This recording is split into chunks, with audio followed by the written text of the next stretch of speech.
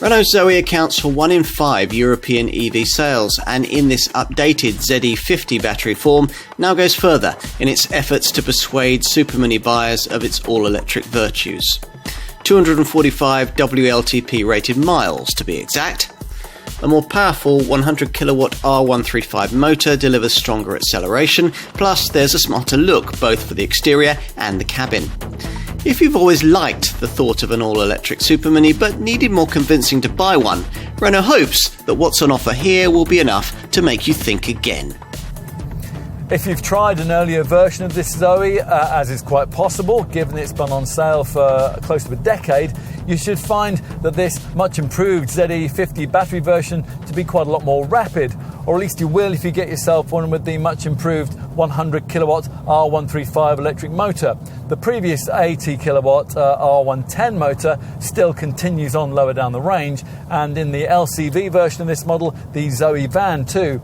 In preferable R135 form though, this Zoe feels a properly modern, sprightly EV, making 30 miles an hour in 3.6 seconds, while 60 is crested in 9.5 seconds, and a plump 245 Nm torque figure ensures that this Renault can now hold its own in faster traffic in a way that previous versions struggled to do.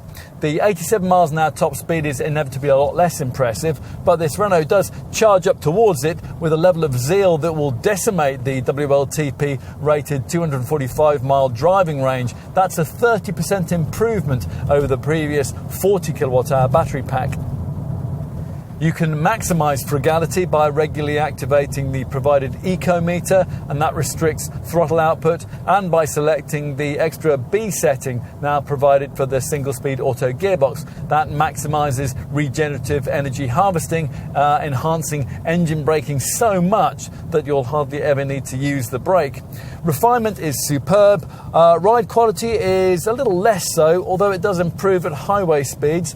Handling, well, that's geared to comfort and urban use. You won't want to be throwing this thing around very much around the country lanes at higher speeds, despite the notably low centre of gravity enabled by the heavy battery. Charging from the 7 kilowatt wall box that Renault includes in the price of the car takes 9 hours and 25 minutes, which would set you back around £7 on most household electricity tariffs. To give you some perspective on that, a typical petrol-powered Super Mini of the same size would use £27 worth of fuel to cover this Zoe's 245 mile operating range. A typical 22 kilowatt public charging point would charge the car in 3 hours. If you specify this car with the 50 kilowatt onboard DC charger, you'll be able to use one of the DC 50 kilowatt quick charge public points now springing up on major routes, in which case an 80% charge from empty would take just an hour and 10 minutes. Other running cost benefits, well, those are common to all compact EVs, so in running one of these, you'll be exempt from the London congestion charge and also from the ultra-low emission zone charge. Plus, you won't pay any VED road tax, and company car users will incur zero benefit-in-kind taxation in year 1 of ownership. There's a balance needed with EV design. Choosing all-electric motoring is radical enough without having to be faced with wild and wacky styling that marks you out on the high street as an extravagant early adopter. But delivering something dull doesn't really fit with the whole future-orientated zero-emissions ethos. Renault has already tried both approaches with the extreme Twizy urban runabout and the uber-conservative Fluence ZE, but with this Zoe, they managed to get the approach just right back in 2012, rejecting futuristic early design sketches in favour of a smart and very stylish look penned by Spanish designer Jean Semeriva. Outwardly, not much has changed with this ZE50 model over that original car. Not much needed to. We'd still argue that this is the prettiest thing the company makes. The differences here, such as they are, mainly feature at the front. Now, most noticeable, if you know that earlier model, will be the replacement of the original tick-shaped curved corner dimpled daytime running light creases in favour of these larger vents modelled on those used by the latest Clio. This lower grille, that's also larger to better emphasise the width of the car, and with top GT line trim you get chrome stamping. And the headlamps there, freshly framed by Renault's signature C-shaped daytime running lights, and they now feature full LED beams offering 75% more light.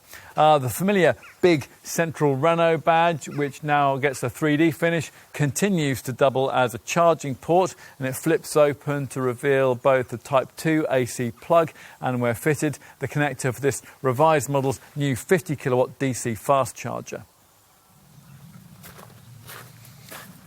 So it looks the part outside. Let's activate this hands-free key card and check out what it's like indoors.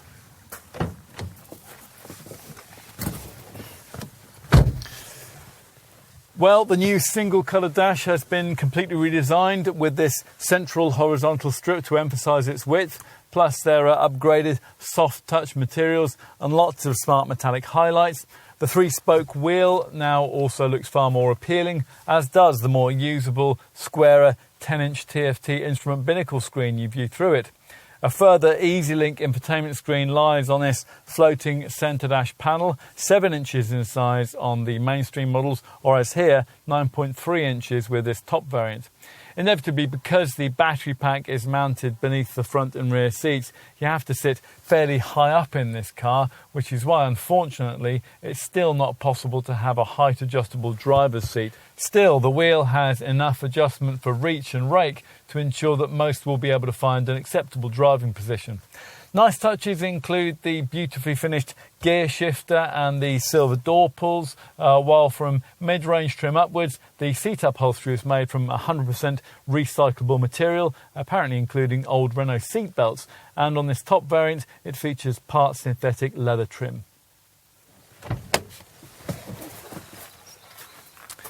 So let's take a look at the rear.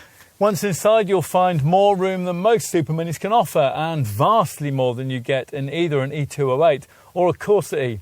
It's a bit more spacious than it is in the back of a Clio 2, even though this Zoe shares that car's same wheelbase length. Look up and you'll find that headroom's excellent too, at which point you might notice that the ceiling panel here has been imprinted with a circuit diagram to go with the whole electrified theme. Most models get 2 centrally mounted USB ports back here too.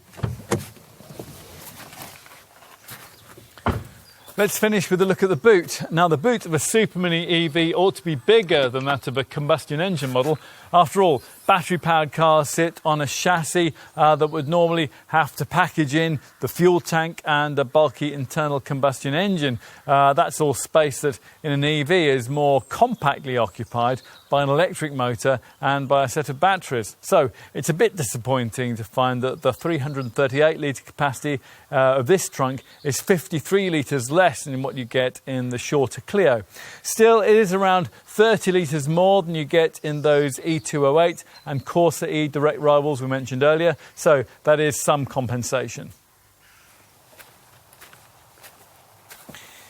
In summary, the Zoe pushes the EV revolution on a further stage, but we're still not quite at the point of mass acceptance here. That won't happen until prices fall, the public charging network improves, and driving range figures further increase. When all that takes place, as it eventually must, Renault's EV investment gamble may yet handsomely pay off. And when that happens, the Zoe will have more than played its part.